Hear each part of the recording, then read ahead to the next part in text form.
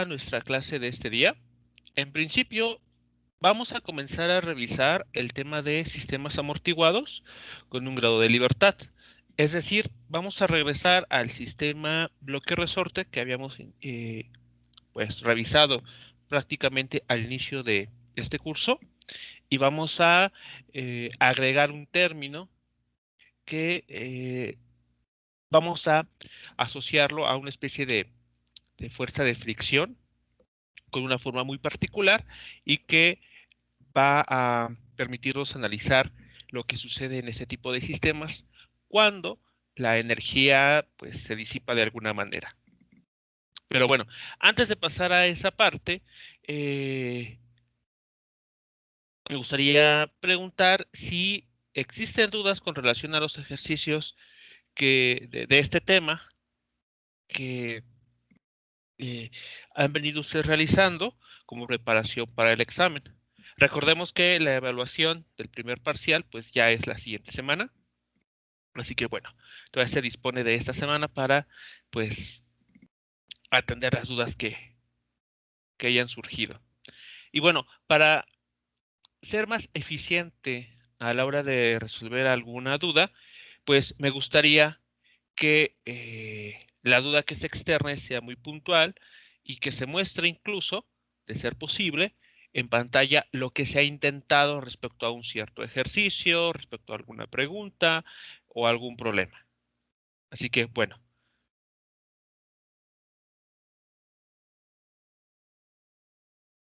Quien tenga alguna pregunta sobre algún problema concreto, indíquenos de qué problema se trata, de cuál de los libros que tenemos en Classroom se trata y por favor compártelo en pantalla para pues poder darle respuesta a esa pregunta.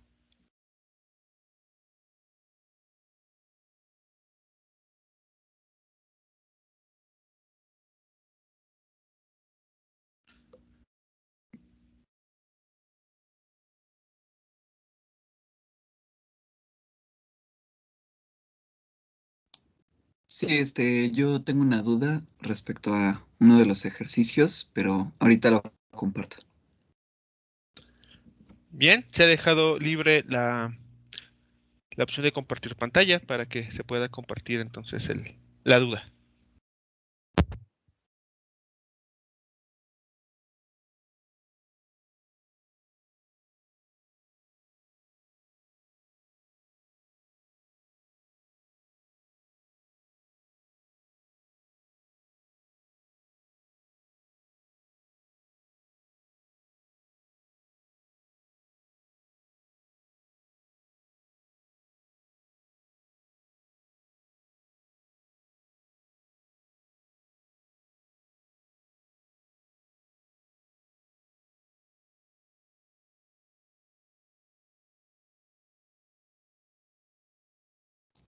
No sé si se aprecia mi pantalla.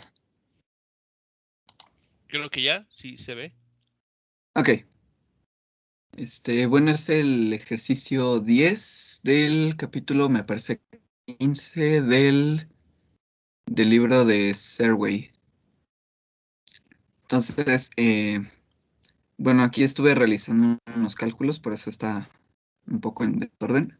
Em, en uno de los incisos, eh, calcular el valor de la aceleración, más concretamente la aceleración máxima que podría tener. Em, Antes de decir cuál es mi duda, quisiera como comentar un poco qué fue lo que hice en los ¿De acuerdo? cálculos.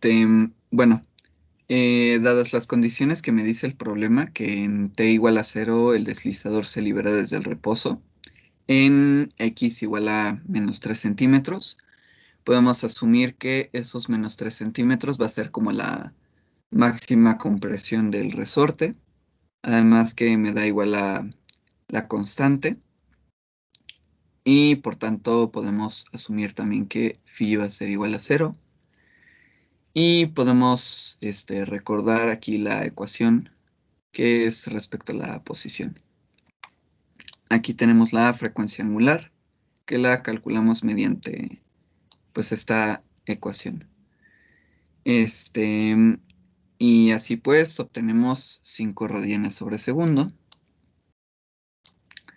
Y ya una vez teniendo esta frecuencia angular, se puede calcular el periodo. Después me pide justamente en lo que tengo duda de los valores máximos de su rapidez y aceleración, aquí en el inciso B.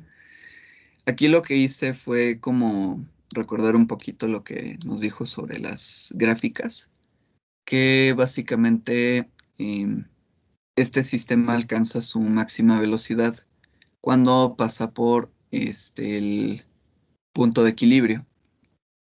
Entonces, yo lo que hice aquí fue calcular el tiempo en donde alcanza esa posición de equilibrio. Entonces aquí, como se aprecia, igualé x a 0 porque justamente es donde alcanza el punto de equilibrio. Y bueno, ya haciendo las cuentas, pues obtengo este tiempo. Y ya, aquí una vez que calculé el tiempo, pude calcular la velocidad máxima. No sé si hasta aquí el análisis sea correcto para comenzar. A ver, ¿podremos irnos a a la parte superior donde está el enunciado? Ujú.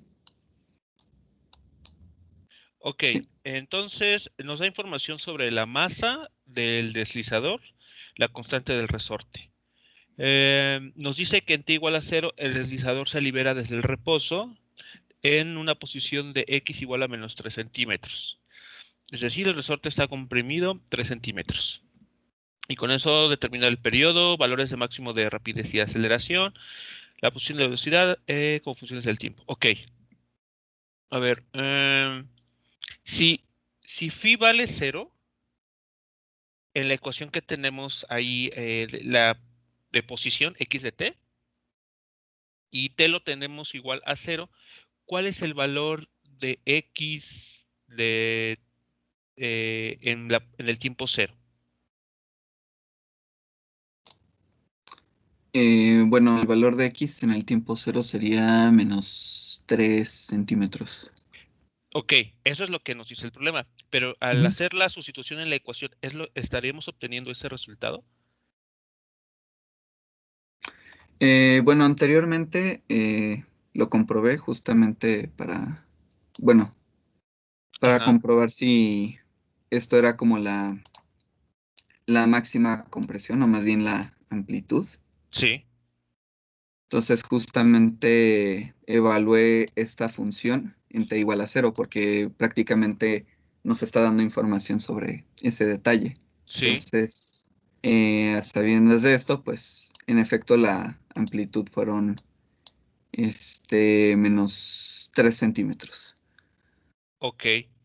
Pero entonces, con la ecuación que se tiene ahí, x de t igual a coseno de omega 0 t más phi, con phi igual a 0, y si evaluamos en t igual a 0, eso nos regresa a la posición de x igual a menos 3 centímetros.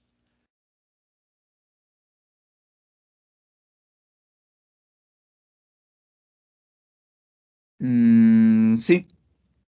Sí, yo tengo mis dudas, porque quedaría coseno de 0, ¿no? Porque todo es 0 en el argumento. Cierto, cierto, cierto. Y coseno de 0 es 1 por la a, que sabemos que la amplitud en este problema vale 3 centímetros.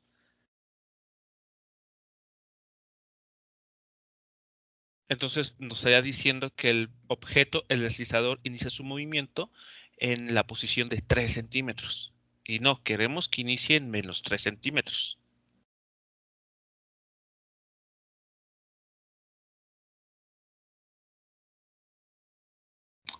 Ok. Mm. Entonces, ¿qué phi permite que en efecto en t igual a 0 nuestra solución x de t de menos 3 centímetros?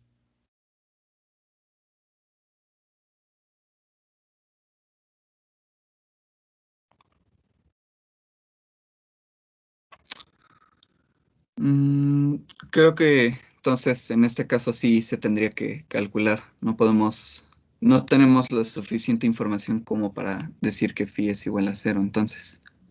Más bien, sí tenemos la suficiente información, incluso para decir cuánto vale phi. O sea, la misma información nos estaría diciendo cuánto vale phi.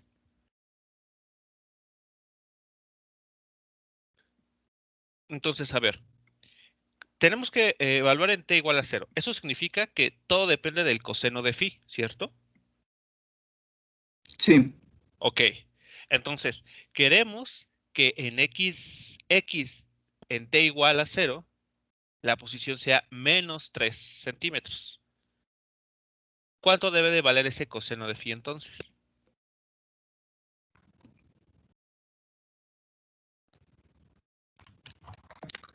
a ver, vamos a ver.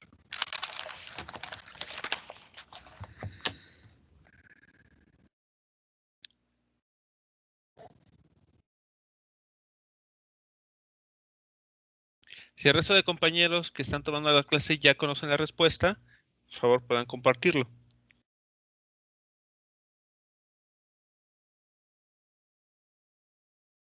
¿Sería el coseno de 180 grados? ¿O de pi? No me queda claro. ¿Qué se está preguntando? ¿O se está afirmando? No me quedó claro.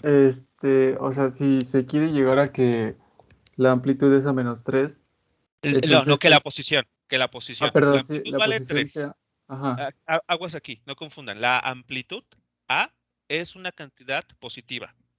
La posición, recuerden, puede ser positiva o negativa, dependiendo si nos ubicamos a la derecha o a la izquierda del punto de equilibrio.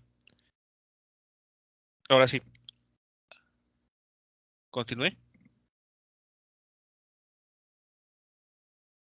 sí, lo que yo decía, para que obtengamos ese valor de -3 en Ajá. la posición, supongo que entonces el ángulo phi debería valer pi, Pi radianes o 180 ajá, grados, es correcto.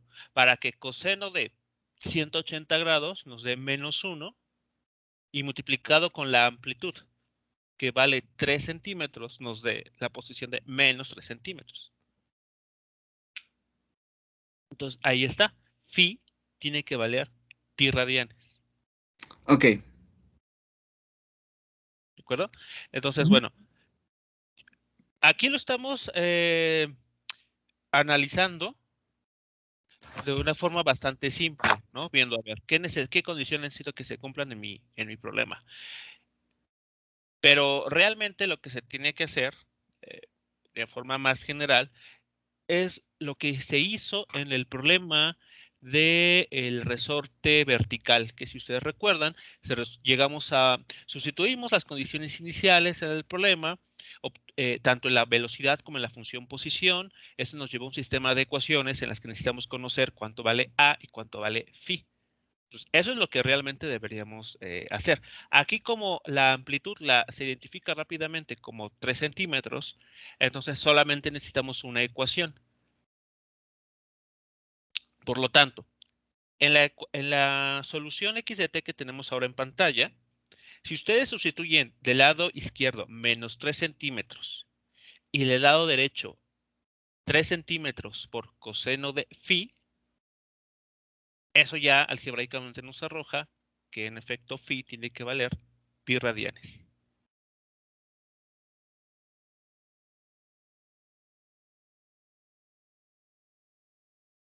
Ok, ¿Vale? Bueno, entonces bueno, ese detalle. Ahora con el periodo me queda, creo que no hay problema. O sea, omega cero, la frecuencia angular 25 sobre 1 kilogramo, parece que está bien calculada. El periodo, por lo tanto, también. Pero entonces la pregunta es sobre valores máximos de rapidez y de aceleración. sí, Bueno, entonces, ok, es cierto que cuando la posición es cero, es decir, el objeto, el deslizador en este caso, está ubicado en la posición de equilibrio, toda la energía mecánica en el sistema se está 100% como energía cinética. Por esa razón decimos que en esa posición está alcanzando su máxima velocidad. Entonces, a ver, ahí se igualó a 0 la posición. Creo que entonces faltaría ese pi, ¿no? Ajá, sí, habría que, Ok, que modificar. vale. Pero bueno, no creo que sea tan importante el tiempo, o sea, calcularlo explícitamente. De que se puede hacer, creo que se tiene la información suficiente para poder determinar cuánto tiempo pasa desde que el deslizador se suelta hasta que alcanza la posición de equilibrio y, eh, y en esa posición tiene la máxima velocidad. Sí se puede calcular, pero a ver, veamos la ecuación que tenemos justamente abajo de lo que está encerrado. Ahí creo que podremos expresarlo como B de t, más que como B max, sino B de t igual a, creo que sería menos A por frecuencia angular por el seno de omega 0 más phi. Omega 0t más phi.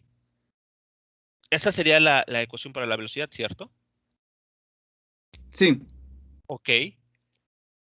Entonces, a ver, la función seno de omega 0t más phi es un recordatorio del movimiento que va a ser periódico. Va a ir a la derecha y a la izquierda. La velocidad en este caso pues va a estar, va a apuntar en ocasiones hacia la izquierda, después hacia la derecha, después hacia la izquierda, a la derecha y así sucesivamente. Pero a nivel de gráfica, ¿por quién va a estar afectado?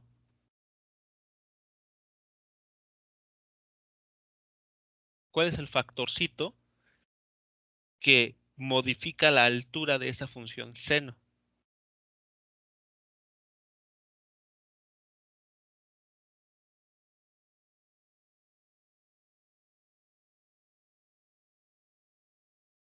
O ¿El déjenlo, tiempo? no, déjenlo poner de otra manera.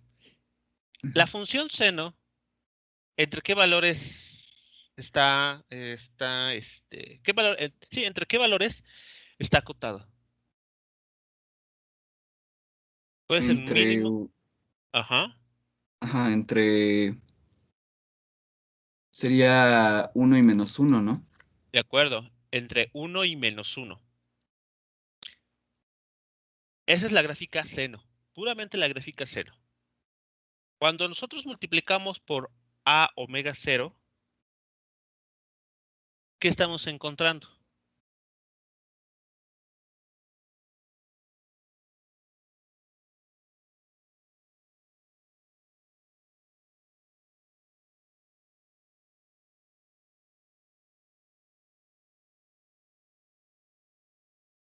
¿Qué ocurre cuando multiplicamos esa gráfica que solamente está confinada a -1 y 1? ¿Qué le estamos haciendo a esa gráfica con ese a omega 0? Lo estaríamos, bueno, igual dependiendo del valor de este producto, estaríamos, comprimiendo o expandiendo. Ok, y cuando multiplicamos por a omega 0, ¿entre qué valores queda esa nueva gráfica?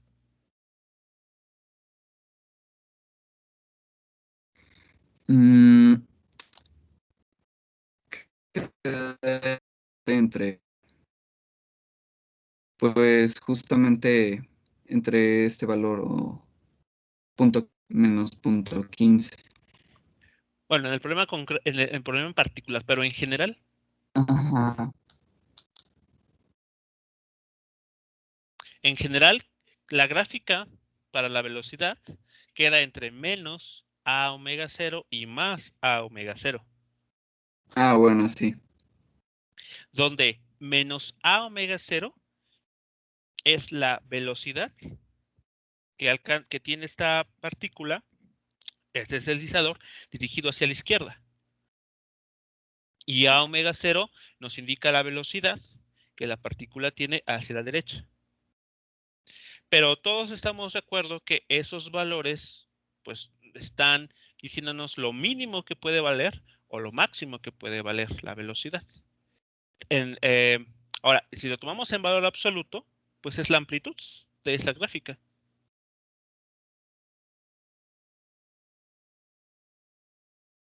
Así que podemos, ese término a omega 0 en valor absoluto, lo podemos tomar como la máxima velocidad, porque no va a pasar de arriba de ese valor. Nuestra gráfica va a estar delimitado por esa cantidad a omega 0.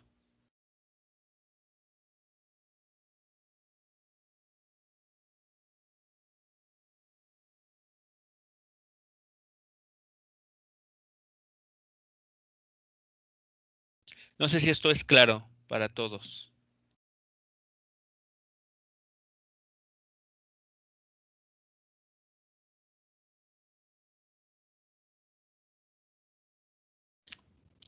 Sí, creo que sí. Entonces, pues, tal cual, no es necesario calcular el tiempo. Se puede hacer, sí. Pero si recordamos el comportamiento de las gráficas y lo que significa cada parámetro en ellas, pues a omega 0 rápidamente lo podemos identificar como el módulo de la velocidad máxima.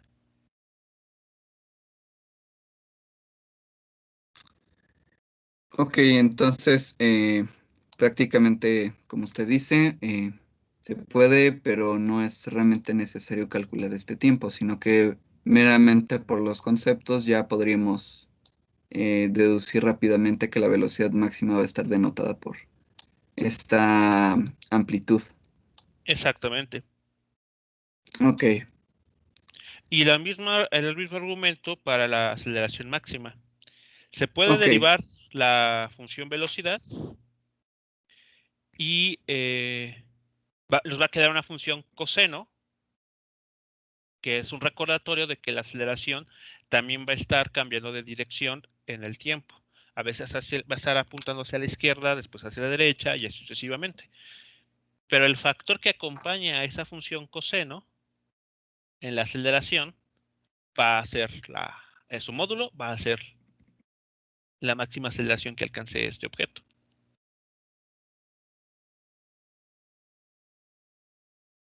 ok.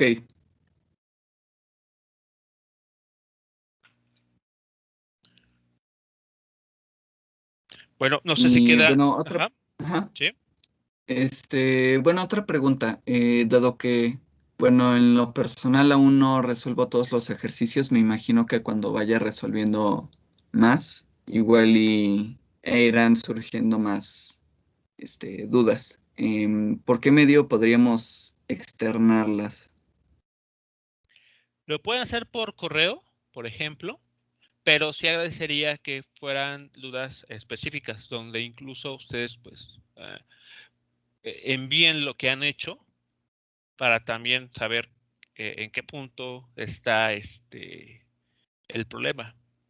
Si son dudas muy generales, difícilmente voy a poder resolver todas. Imaginen que sean 5 dudas generales, va a ser complicado. Entonces, por correo electrónico, por ejemplo, o por mensaje directo en WhatsApp, pero sí agradecería que sean dudas muy específicas, donde ya hayan intentado por todos los medios posibles analizar un ejercicio, donde ya no saben qué hacer, porque pues a veces como con esto, al ver el proceder y al saber cómo lo está analizando, pues es más fácil decirles qué sí está bien o qué posiblemente se necesita mejorar.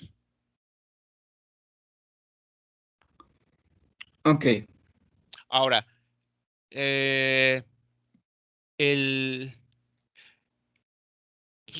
si hay posibilidad de tiempo, por ejemplo, el día viernes, para que se tenga esta semana, todavía para que avancen más en ejercicios, pues se podía hacer algo similar a lo que está haciendo ahorita.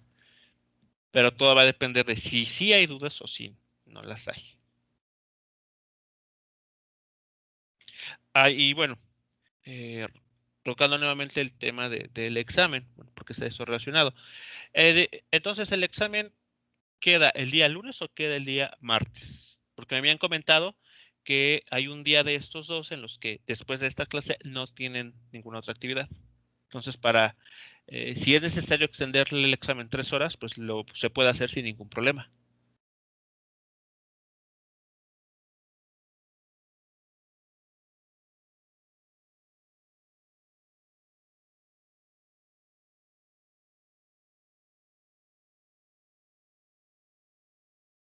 Entonces, ¿qué día es el que no les afecta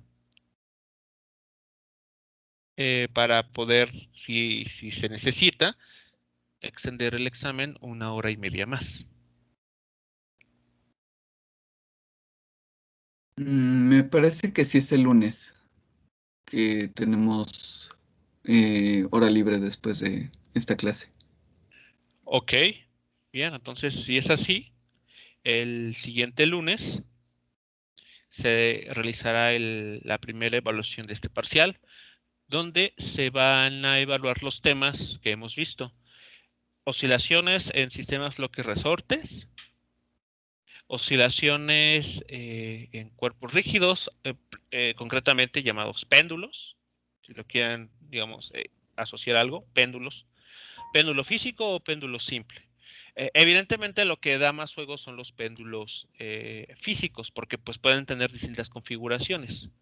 No es simplemente una varilla delgada con una masa.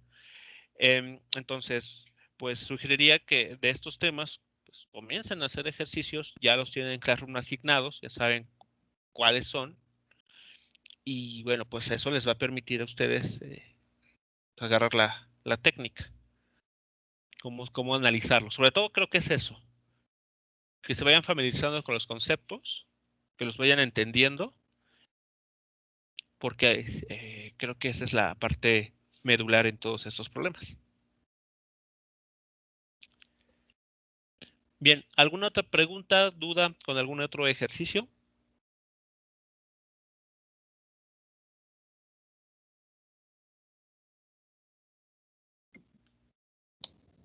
De mi parte no. Muchas gracias. No sé si otro compañero tenga alguna duda.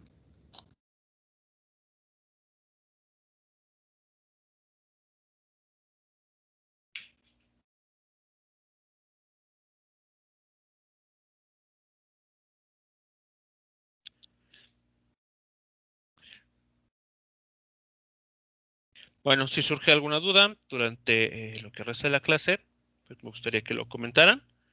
Bueno, regresando a la pizarra, voy a entonces invertir los siguientes 5 minutos en comentar la solución del ejercicio que se les dejó el viernes pasado, para que pues no se quede ahí nada más como un ejercicio en el limbo, sino que vean ustedes cómo pues un mismo ejercicio se puede resolver mediante los dos métodos que hemos visto.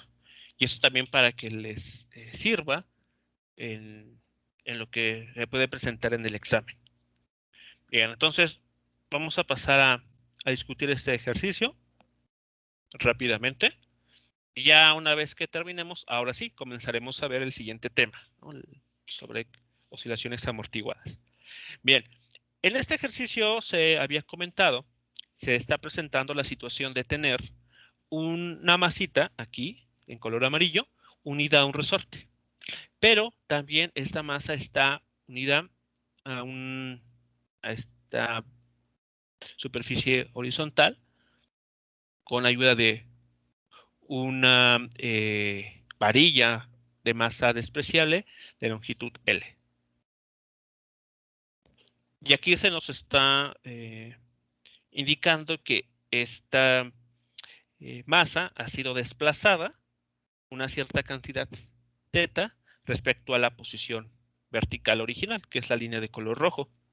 Entonces, bueno, este sistema va a estar oscilando y lo que nos piden determinar es el periodo de movimiento. Y este periodo de movimiento se puede determinar mediante dos partes. Con el método de fuerzas, es decir, aplicar la segunda ley de Newton, tal cual la conocemos, y mediante el método de energía. Es decir, habrá que construir la energía mecánica asociada a este problema y aplicar la conservación de la energía mecánica. Bueno, entonces lo que vamos a analizar primero es a través del método de fuerzas. En el método de fuerzas, como ustedes recordarán, nos ayuda mucho el construir un diagrama de cuerpo libre. En este caso, el diagrama de cuerpo libre se va a construir sobre la masa M para analizar todas las fuerzas y todos los momentos de fuerza que estén actuando sobre este objeto. Ahora, este sistema, si lo analizamos con cuidado, se trata de un péndulo.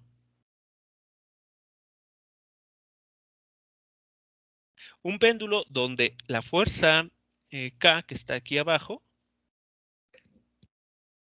va a estar contribuyendo a la restitución de este sistema.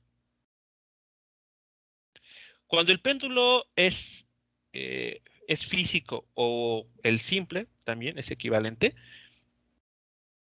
¿cuál es la fuerza restituyente o la fuerza de restitución en esos sistemas, en un péndulo?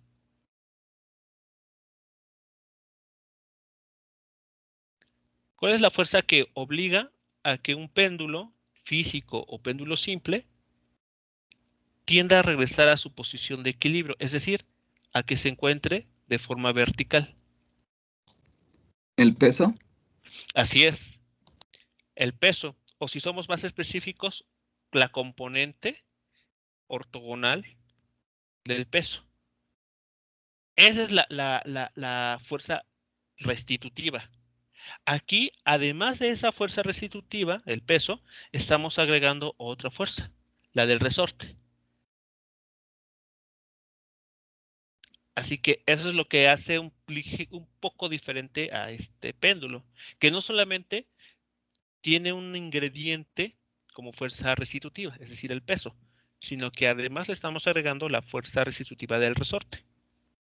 Bueno, entonces tomando esto en cuenta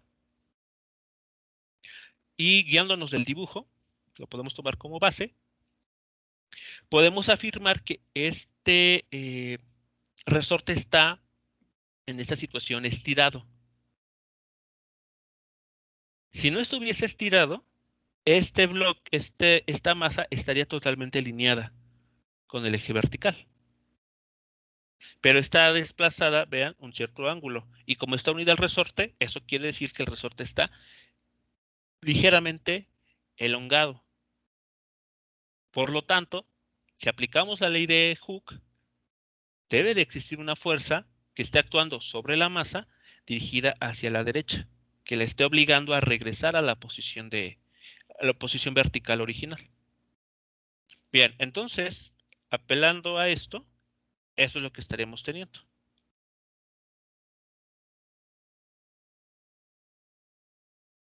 Vean ustedes, tenemos en el punto blanco la masa M, tenemos el peso actuando sobre el eje Y,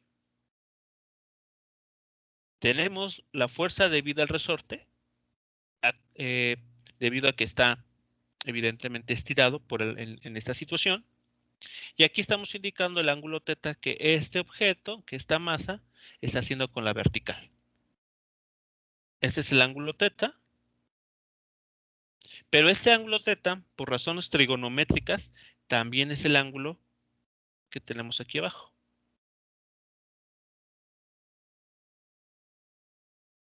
¿De acuerdo? Así que el ángulo θ se está repitiendo aquí abajo en color verde.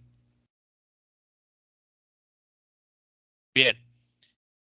En esta situación, el objeto va a estar realizando oscilaciones respecto al pivote. El pivote, por si no ha quedado claro, se encuentra aquí arriba.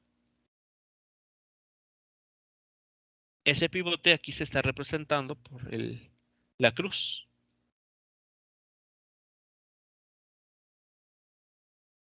Entonces, lo que hay que hacer a continuación es analizar los momentos de fuerza que están actuando sobre este sistema y que lo van a estar acelerando angularmente. Tenemos ahora dos torcas. Una torca, que es la línea de color verde, vean ustedes, es la producida por la componente vertical del peso. Aquí tenemos W seno de teta.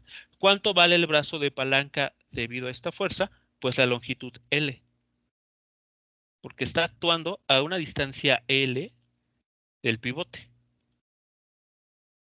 Entonces aquí está esta fuerza, esta torca. Positiva porque está dirigida de forma antihoraria. Pero aparte tenemos otra fuerza, la que está en amarillo, la que está provocando el resorte. Esta fuerza también produce una torca cuyo valor es K por X por el brazo de palanca, que nuevamente es L.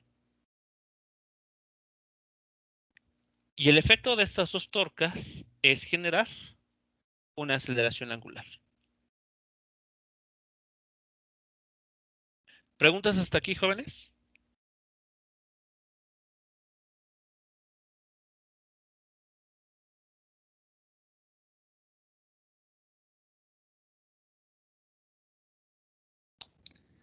Por ahora todo bien.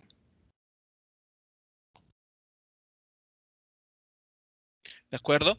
La inercia rotacional para una partícula puntual, como es en este caso, pues ya habíamos visto en una clase anterior, que es la masa de la partícula por el cuadrado de la longitud que la separa del eje de rotación o el pivote, que vuelve a ser L en este caso. Bueno, aquí se había hecho el comentario de que se analizara mediante la aproximación de ángulos pequeños, que se tomaran en cuenta ángulos o desplazamientos angulares muy pequeños. Bien, entonces, eso nos permite aproximar a seno de teta como teta simplemente, y a esta X que aparece aquí arriba, vean, la podemos encontrar o la podemos expresar en términos de teta. Para eso solamente hay que usar este triángulo rectángulo. En ese triángulo rectángulo, X es el cateto opuesto al ángulo teta.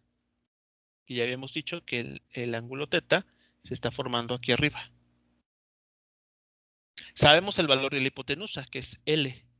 Por lo tanto, X se puede expresar como L por el seno del ángulo teta. Pero como estamos en la aproximación de ángulos pequeños, seno de teta lo podemos reemplazar simplemente por teta. Y ahí está.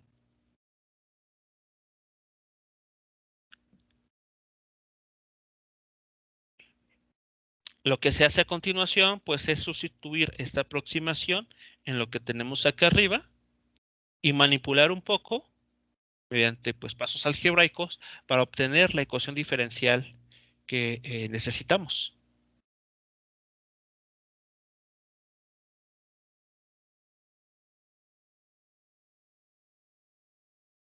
Y ahí está. Sustituyendo en la ecuación anterior, para los momentos de fuerza, vean, tenemos esto.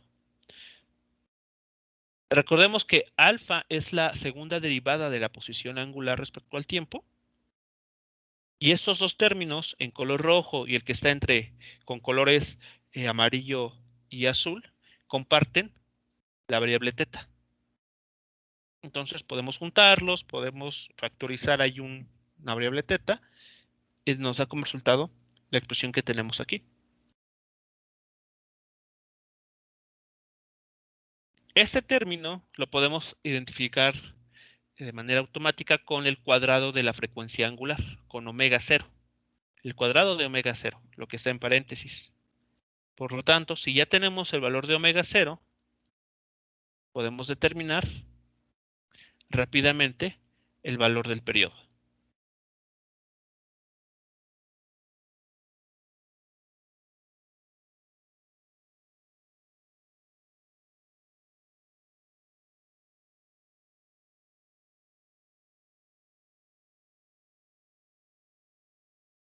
Y listo, ya tenemos el valor del periodo. El periodo en este problema va a depender de la constante de resorte, de la masa de la partícula, de la aceleración debido a la gravedad y de la longitud del hilo que la está sosteniendo.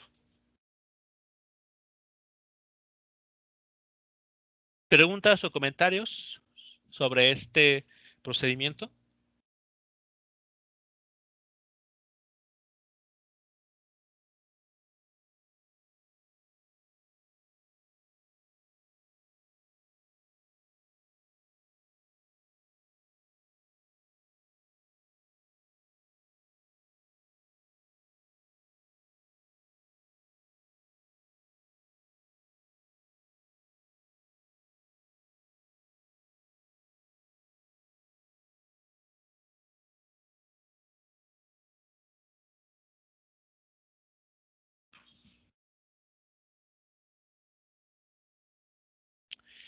Bien, ahora si analizamos el mismo problema, pero mediante el método de energía, lo que necesitamos es obtener la energía mecánica total asociada a este sistema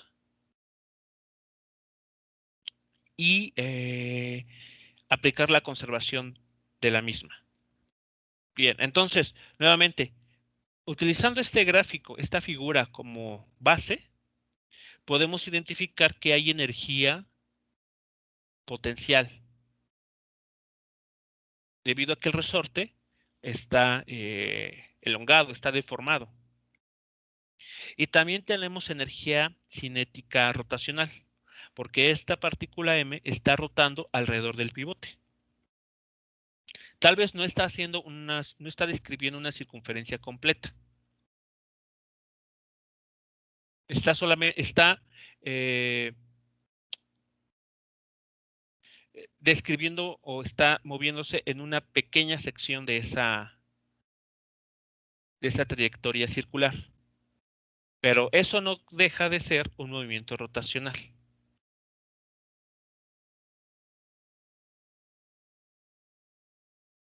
Bien, entonces,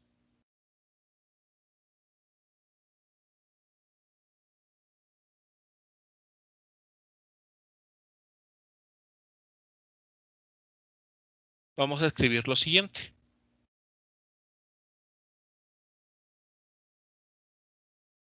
En un cierto instante de tiempo t, genérico, sabemos que la masa se ha desplazado una cierta cantidad x hacia la izquierda. Eso entonces hace que el resorte se vea elongado esa misma cantidad x. Pero también podemos analizar que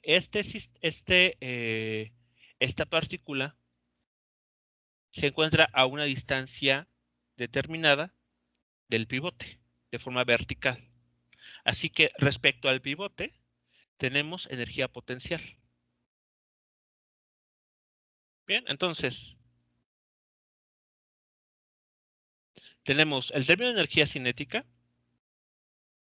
el término de energía potencial.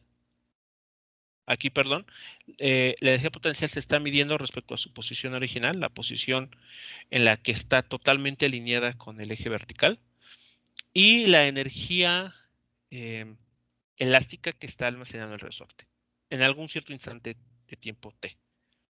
Entonces, utilizando ya toda la información que tenemos, aquí hemos sustituido el valor de la inercia rotacional, la masa por el cuadrado de la longitud L más mgh y la energía potencial elástica almacenada en el resorte.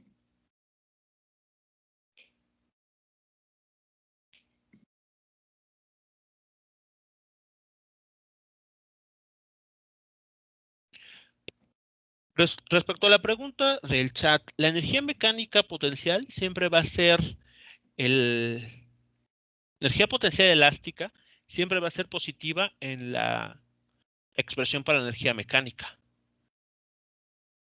La que puede tener un signo positivo o negativo va a ser la energía potencial gravitacional y este signo va a depender de dónde se elija el punto de referencia o el nivel de referencia.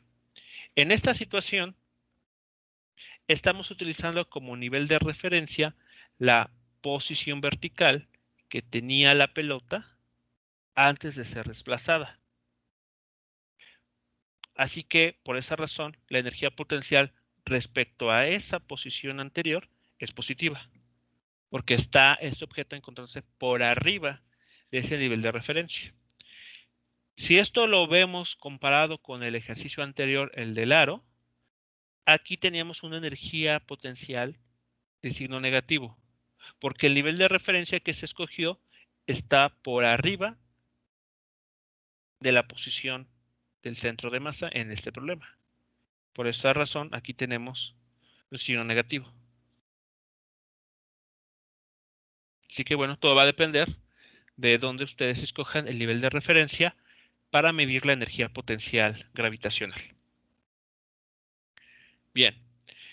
¿Qué más aquí? Ok. Nuevamente, aquí hay que prestar atención. La cantidad H que suba este objeto de forma vertical también va a estar relacionada con el ángulo teta. Si el ángulo teta fuese 0, vean, esta H, esta separación que es muy pequeña aquí, esta distancia H sería 0, porque el objeto estaría justamente en esta posición. Pero como el ángulo va a ir creciendo, entonces esta altura H también se va a ir incrementando. Así que hay una relación ahí entre la cantidad H y el ángulo teta. Así que lo que hay que encontrar es justamente esa relación. Bueno, entonces notamos de la geometría del problema lo siguiente. Volvemos a analizar ese triángulo rectángulo que se forma aquí. Pero ahora prestando atención a la información con H. En el procedimiento de fuerzas anterior le prestamos atención a X para expresarlo en términos del ángulo teta. Ahora nos interesa analizar lo que sucede con H. Bien, y para ello tenemos lo siguiente. En este triángulo que se está formando, que señalé anteriormente, el cateto adyacente al ángulo teta tiene este valor, L menos H. Sabemos cuánto vale la hipotenusa. La hipotenusa sigue valiendo L. Por lo tanto, podemos utilizar la definición de la función trigonométrica coseno para relacionar H de esta manera con el ángulo teta. Vean ustedes, cuando teta vale 0, coseno de teta vale 1, 1 menos 1, 0, y entonces H es 0. Así que aquí está la relación que estamos necesitando y que vamos a sustituir aquí arriba. Y X igual a L seno de teta ya la conocíamos del método anterior.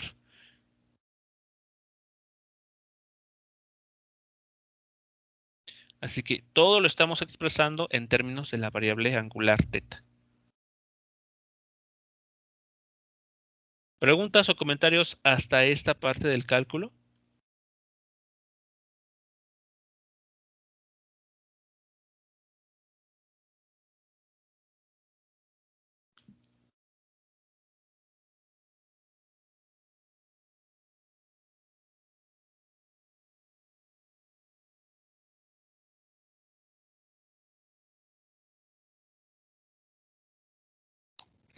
Entonces la energía potencial gravitacional va a depender de nuestro nivel de referencia, bueno, el signo de esta. Así es como se construye la energía mecánica gravitacional. Ok, gracias. ¿De nada?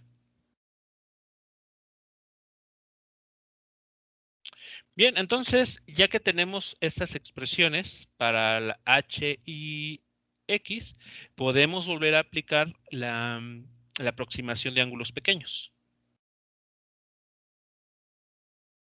¿De acuerdo? Así que bueno, para el caso de X, pues es bastante simple, porque seno del ángulo teta ya vimos que lo podemos reemplazar simplemente por teta. Aquí lo hicimos, aquí está.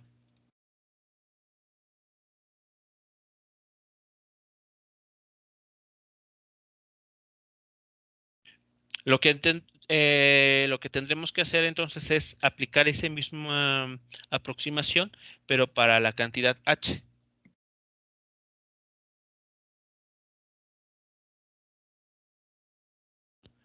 Bien, entonces haciendo esto, llegamos a estos siguientes resultados. Bueno, aquí les muestro todo el desarrollo. En la ecuación que tenemos arriba, lo único que se hizo fue sustituir lo que vale h y lo que vale x en términos de el ángulo teta. Pero ahora, en la aproximación de ángulos pequeños, seno de teta aproximadamente igual a teta, y 1 menos coseno de teta se puede expresar de esta manera.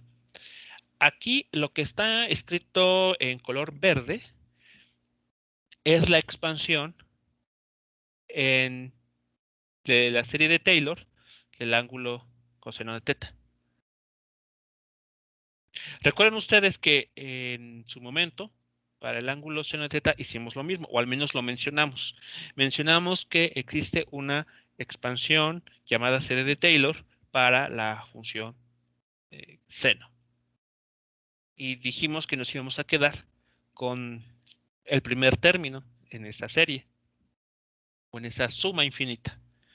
Bueno, aquí vamos a utilizar la serie de Taylor, pero para la función coseno.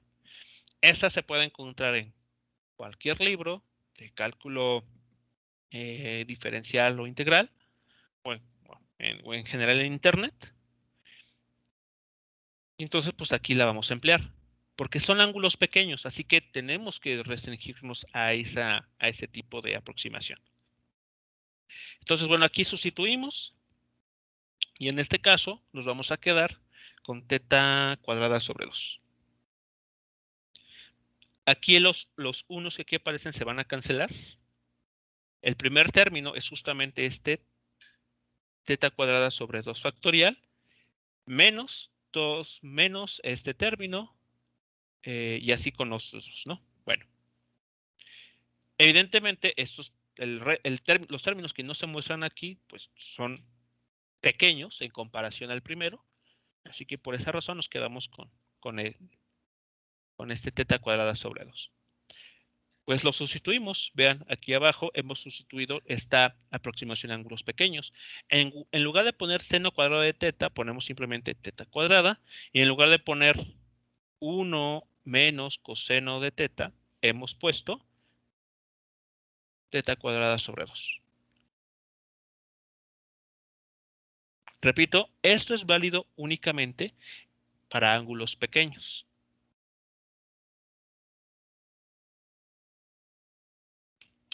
Bien, entonces lo que resta hacer a continuación es aplicar la conservación de energía mecánica, que en este caso se traduce como la derivada de la energía respecto al tiempo tiene que ser 0. Es una forma de decir que la energía mecánica se está conservando.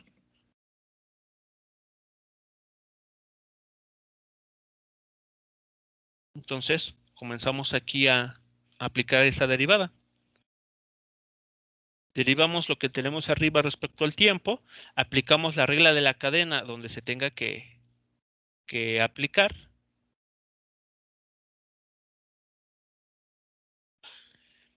Factorizamos ahí algunos términos, porque el punto de todo esto es llegar a una ecuación diferencial. Así que bueno, ahí los pasos algebraicos, no voy a comentar sobre ellos porque son solamente de asociar, de juntar algunos términos, factorizar algunos otros, para llegar a esta ecuación diferencial.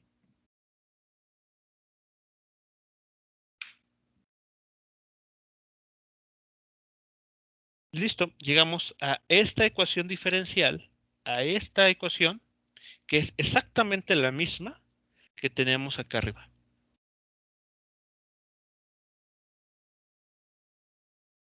Tiene exactamente los mismos términos. Así que bueno, lo que dijimos hace bueno, ya hace varios minutos sobre la frecuencia angular y el periodo, pues se repiten una vez más. Y el problema, bueno, pues queda resuelto. Respecto a las preguntas en el chat, pues ya habíamos, no sé si el compañero que hace la pregunta entró o estuvo presente en la clase en la que se comentó, pero habíamos dicho que en estos problemas solamente nos íbamos a quedar con esa aproximación. Yo sugeriría que entonces eche un vistazo a a las clases que están ya grabadas. Ahí ya se había comentado que íbamos a trabajar en esa aproximación. Sobre la otra pregunta, sobre qué método se va a utilizar en cada problema, yo les voy a indicar. En los ejercicios del examen, les va a aparecer indicado cuál es el método que se tiene que emplear para resolver uno u otro problema. Puede que algunos se resuelva únicamente con el método de fuerzas, otro con el método de energías, o algún otro donde sea libre, donde ustedes empleen el que mejor les parezca.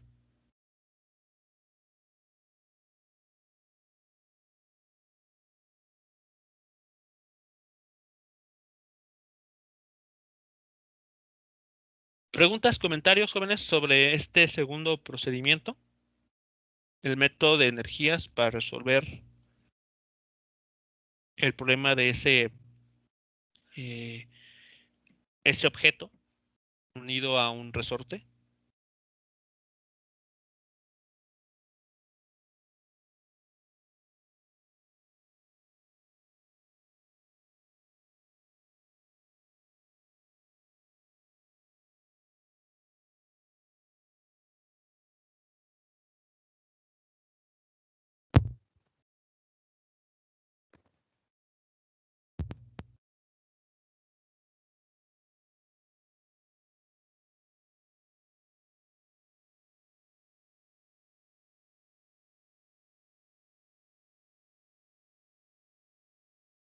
Bueno, para terminar este ejercicio, se les pedía analizar además qué sucede en el límite en el que la constante de resorte se hace cero y qué implicaciones tiene. O sea, ¿qué significa ese caso? Bueno, en esta situación, el quitar el, eh, el resorte, totalmente quitarlo de este problema, es equivalente a hacer en los cálculos K igual a cero. Y si eso se hace, ¿qué resultado es el que debemos estar obteniendo?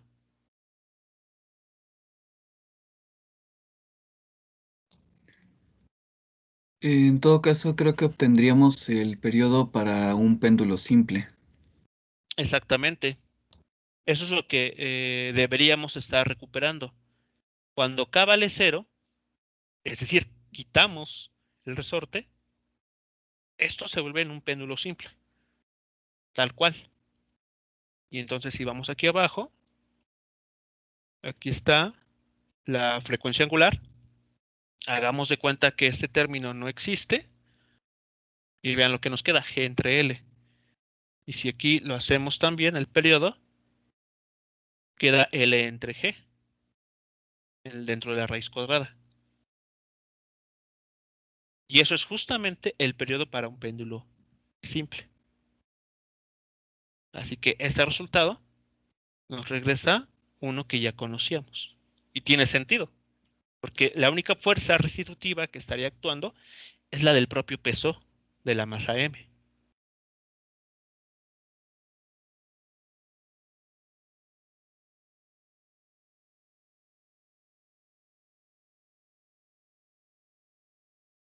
Bien, y entonces, bueno, eso sería el ejercicio Bueno, la solución para ese ejercicio de esta partícula.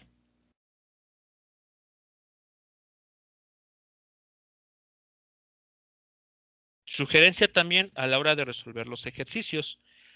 Traten de plantear los ejercicios sin introducir las variables numéricas, las cantidades numéricas. Porque en el examen, y como se habrán dado cuenta en estos ejercicios, aun y cuando un problema nos está dando las cantidades numéricas, nosotros lo estamos analizando para el caso general.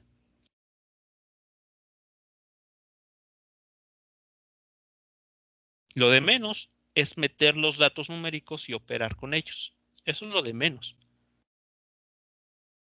Lo realmente importante es todo el análisis conceptual y algebraico que nos lleva a dar con la ecuación que da respuesta a la pregunta.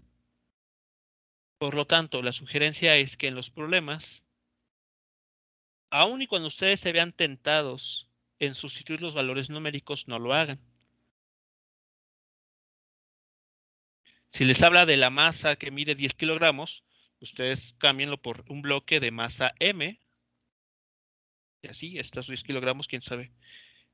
Estos kilogramos no están representados por la letra M. Una constante de resorte de 200 newtons sobre metro, nos quitamos esto de encima y simplemente decimos que tiene una constante de resorte K.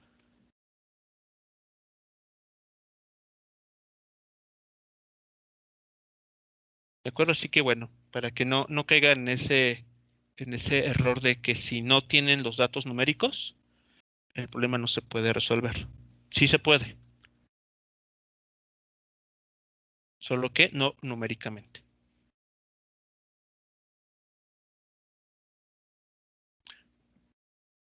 ¿Queda alguna pregunta, algún comentario pendiente por atender antes de continuar con lo de esta sesión?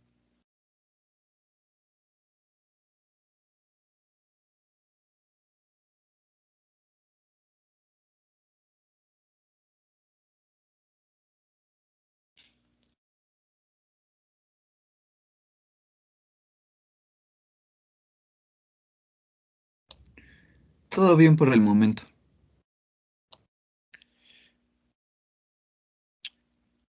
Bien, siendo así, vamos a pasar a ver nuestro siguiente tema. Este tema ya corresponde al segundo parcial. Bien.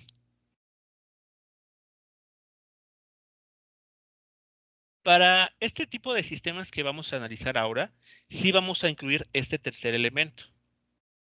Ya habíamos estudiado cuál es el movimiento que se tiene cuando solamente se considera el término de masa y el término de restitución o de almacenamiento de energía. Pero ahora, ¿qué sucede cuando incluimos ese tercer elemento que habíamos mencionado esencialmente en la primera clase? Y que se había representado mediante esta imagen aquí. Entonces, bueno, tenemos nuevamente, vamos a utilizar como caballito de batalla este dibujo. Tenemos una masa M unida a un resorte de constante K. Pero adicional a este arreglo, vamos a considerar una fuerza F que vamos a llamar de amortiguamiento.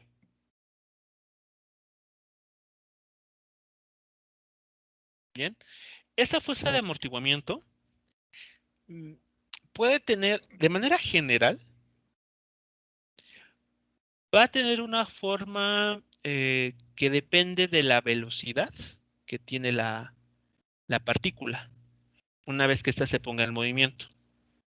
Va a depender de la velocidad. Generalmente se suele poner como la velocidad elevada a una potencia K o N, para no confundirla con la constante de resorte.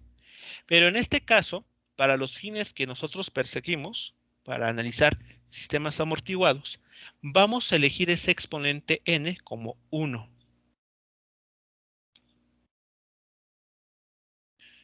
Concretamente, de esta manera.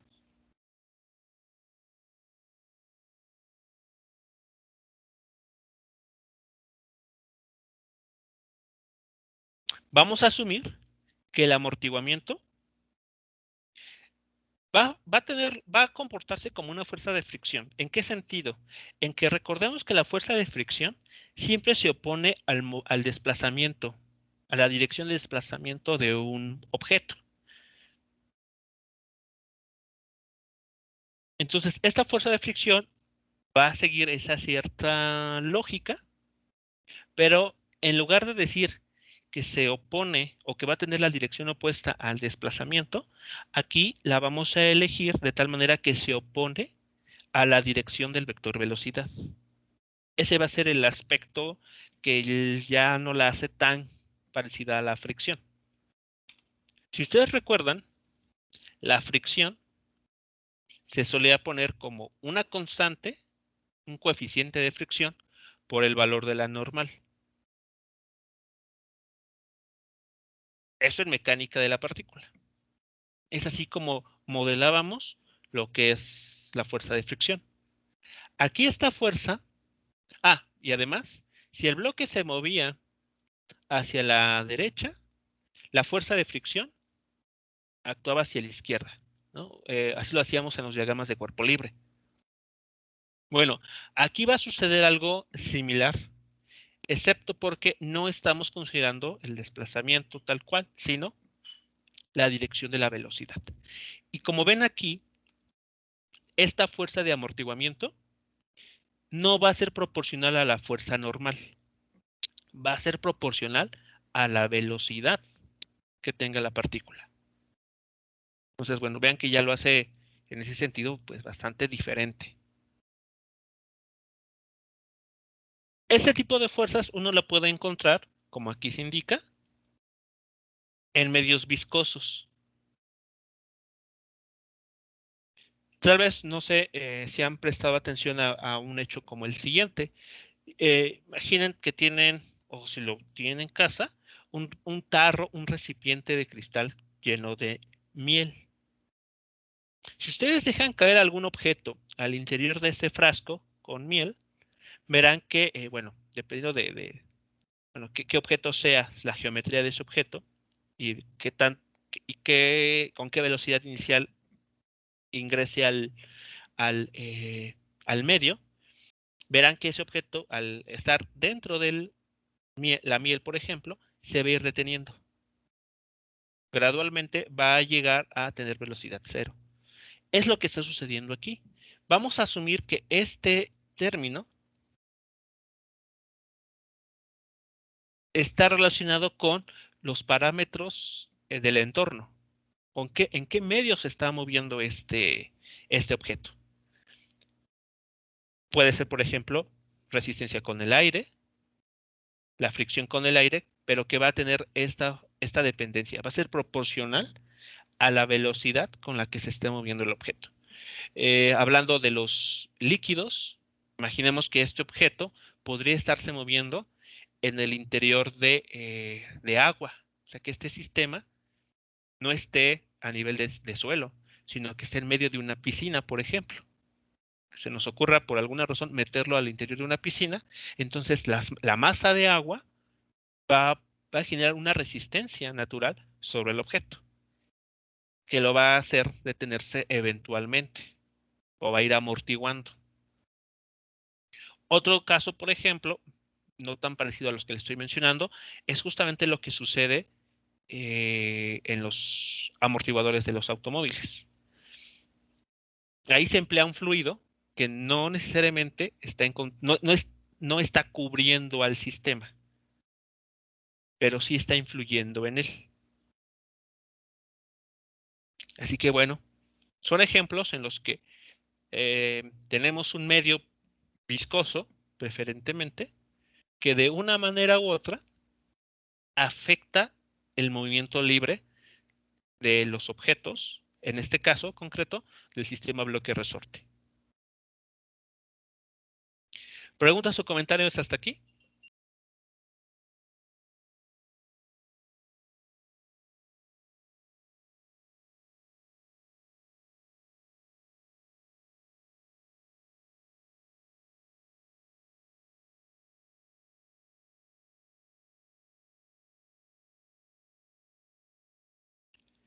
No, profe, va bien. Ok, bueno, entonces esa es la fuerza extra que vamos a incluir en nuestro sistema, ¿de acuerdo? Les mencionaba, en general, esta fuerza de amortiguamiento, como se le conoce, generalmente está, bueno, se suele describir a través de una potencia N. Una potencia que, si no mal recuerdo, siempre se escoge entera. Y dependiendo bueno, esta potencia, pues sirve para modelar eh, sistemas más complicados. Por ejemplo, aquí yo estoy asumiendo, o en el ejemplo que les daba, del contenedor lleno de miel, pues estamos considerando que el objeto que se deja caer al interior de ese frasco se está moviendo en un material que está en reposo y que tiene densidad uniforme. Entonces, bueno, esa es la idea. Pero otros problemas más generales pueden incluir que ese medio en el cual el objeto se está moviendo no está en reposo, sino que pues tiene ahí algún eh,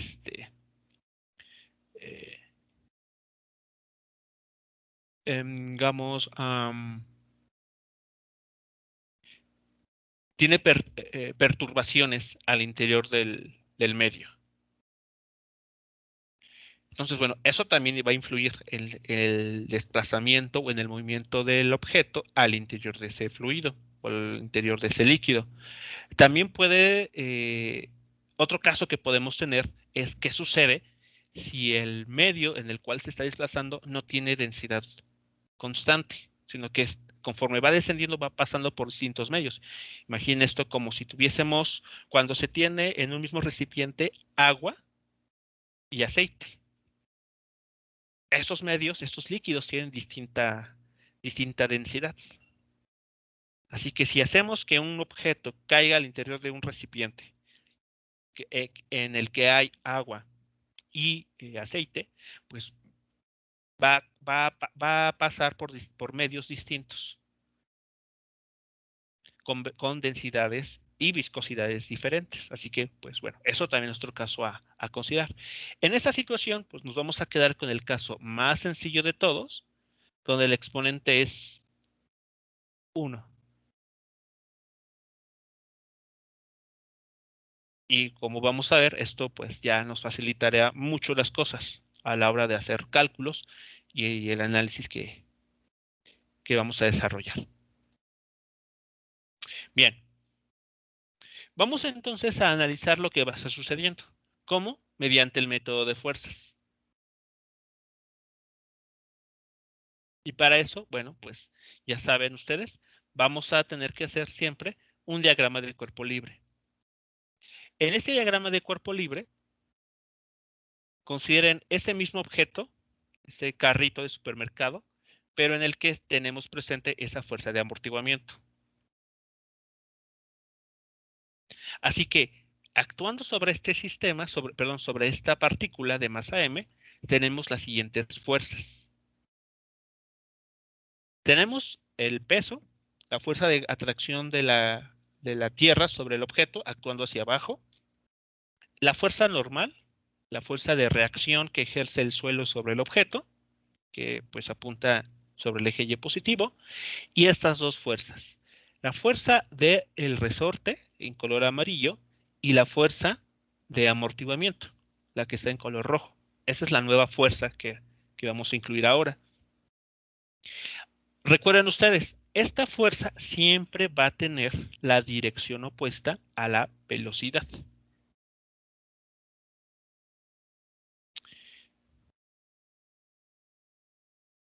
Bien, entonces, en este caso, si analizamos el diagrama de cuerpo libre, nos encontraremos con estas ecuaciones.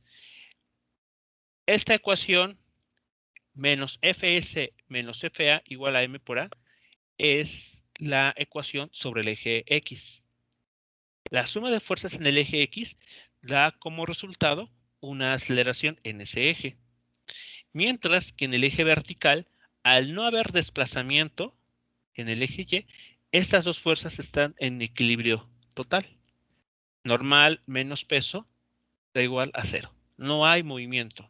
Este 0 nos habla de que no hay movimiento en el eje vertical. Así que pues todo se reduce a analizar esta fuerza.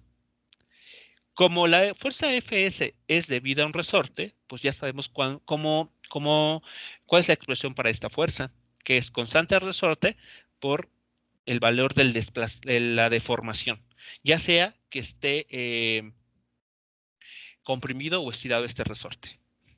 Bueno, en este caso vamos a asumir que está estirado. Por eso la fuerza de resorte apunta hacia la izquierda. Y después tenemos la fuerza debida al amortiguador o la fuerza de amortiguamiento, que les había comentado, va a tener esta forma. Donde esta B, bueno, no se comentó, es un coeficiente relacionado con el medio, ¿no? ¿Qué tan viscoso, qué tanta resistencia opone al medio al desplazamiento del objeto? Bueno, va a estar dado por este término B. Bueno, ahí está entonces. De esta ecuación vamos a obtener lo siguiente.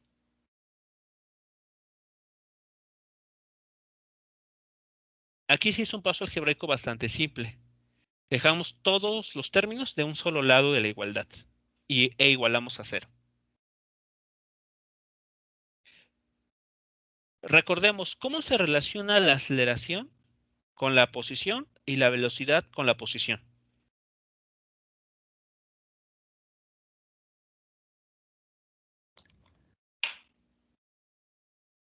Mediante las derivadas. ¿De qué manera? Explícitamente. Bueno, la velocidad sería la primer derivada de la posición respecto al tiempo Sí, y la aceleración es la segunda derivada de la posición respecto al tiempo. muy bien. Entonces, tomando en cuenta esos aspectos, esta ecuación que ha surgido directamente de aplicar la segunda ley de Newton nos lleva a tener una ecuación diferencial.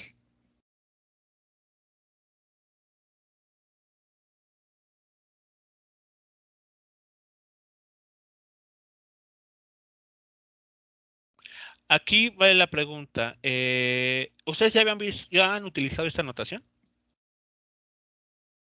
X dos puntos y X punto. Sí, ¿Sí? Ok, bueno, entonces, bueno, para ser más económicos en lo que sigue. Entonces, como recordarán, X dos puntos nos está denotando la segunda derivada de la posición, en este caso la función posición respecto al tiempo, y X punto nos está denotando la primera derivada de esta función posición respecto al tiempo. Bueno, entonces eso nos lleva a tener esta ecuación diferencial.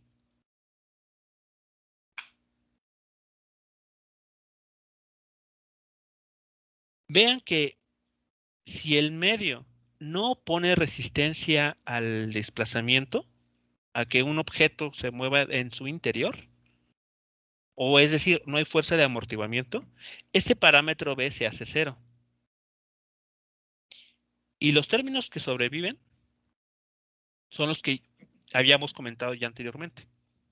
Estamos obteniendo la misma ecuación diferencial que habíamos resuelto para el caso de un sistema bloque-resorte, sin amortiguamiento.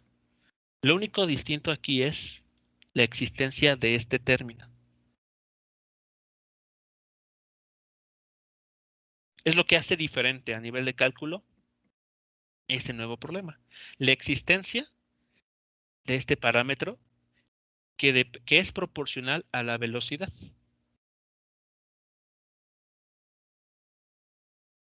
Así que si uno resuelve esta ecuación diferencial, va a conocer cómo se comporta la posición, cómo depende la posición respecto al tiempo. Es decir, cuál es la solución para un sistema amortiguado. ¿Ese tipo de ecuaciones ya lo habían resuelto ustedes? Vean que ahora aquí tenemos la derivada de la función x.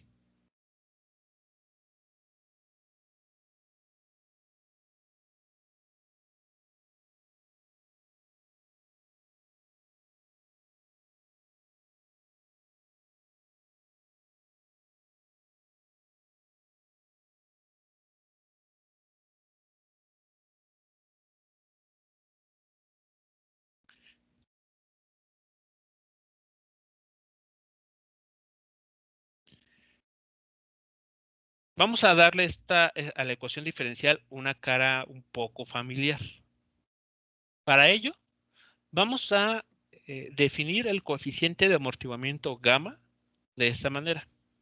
Como B, este término B, entre 2 veces M. Y K sobre M, recuerden ustedes, es el cuadrado de la frecuencia angular. Así que lo podemos sustituir estas dos cantidades en la ecuación que tenemos arriba para escribirla de esta manera.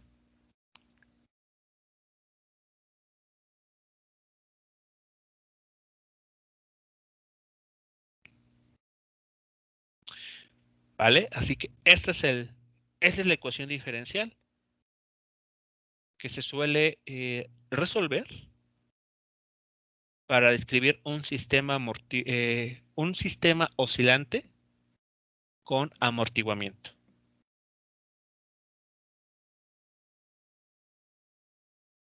¿Preguntas o comentarios hasta aquí?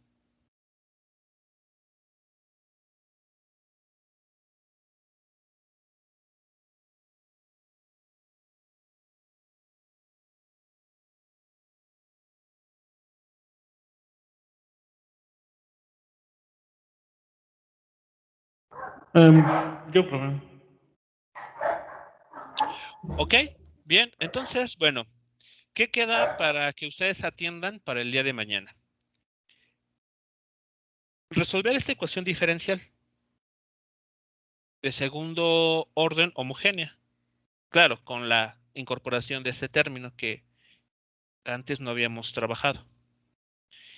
Este problema se tiene que resolver, bueno, esta ecuación diferencial se tiene que analizar en tres regímenes. Cuando omega 0 es mayor que gamma. Cuando omega 0 es, por el contrario, ahora menor que gamma. Y el último caso, cuando omega 0 y gamma son iguales. Son los tres posibles casos que se pueden presentar aquí. ¿De acuerdo? Así que bueno, para el día de mañana, que tenemos la siguiente clase, les pido que resuelvan entonces esta ecuación diferencial. Ya el día de mañana, pues ya les estaré pidiendo al azar que nos presenten la solución y qué encontraron para cada uno de estos casos. Cuando omega 0 es mayor que gamma, a ver, que deben encontrar la forma de la solución x de t. Cuando omega 0 es menor que gamma, lo mismo, qué tipo de soluciones. Y cuando omega 0 es exactamente igual a gamma.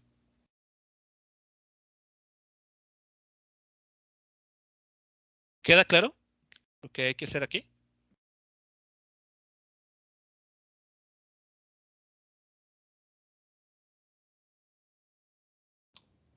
Sí, profe. Ok, bueno, pues entonces eso les queda para el día de mañana, ¿no? Resolver esa ecuación diferencial en esos tres distintos casos. Bien, jóvenes, no sé si queda algún comentario pendiente por atender, alguna pregunta. Yo, profe. Sí, adelante. Me parece que también el martes tenemos 1 hora y media libre después de su clase. Pues necesito que le confirmen bien Ujú. si es el lunes o el martes Entonces, no para sé. Ajá. para Nos- ya el nos- día de mañana. Bueno, pues ustedes como Ujú. grupo que pues conocen más su horario, para el día de mañana entonces indíquenme qué día, el lunes o el martes, tienen esa hora y media libre, o si es indistinto, si da igual que sea el lunes o el martes. Pero Ok. ya debe quedar establecido para no estar ahí jugando con las fechas y ya decirles mañana, ¿saben qué? El lunes o el martes es el examen, ya también para publicarlo por los medios, por nuestros canales de comunicación, para que quien no esté presente este día o el día de mañana, pues esté consciente de cuándo es la evaluación. Ah, vale, está bien. Y tengo otra duda. Con respecto a la tarea del video, los que no pudimos completarla, ¿la dejamos así nada más? ¿O la marcamos como entregada ya? Pues no es necesario hacer ninguna modificación. En todo caso, yo me encargo de que ya no les aparezca ahí en Classroom. Ah, vale, vale, vale. Gracias, profe. ¿Sí de nada? Bueno, jóvenes, pues entonces, si no hay alguna otra pregunta, nos escuchamos el día de mañana para analizar, bueno, este nuevo sistema que estamos comenzando a atender. Bien, pues tengan excelente día, buen inicio de semana y nos escuchamos el día de mañana. Gracias, profe. Hasta luego. Hasta luego. Buen día, profe. Gracias, igualmente, hasta luego.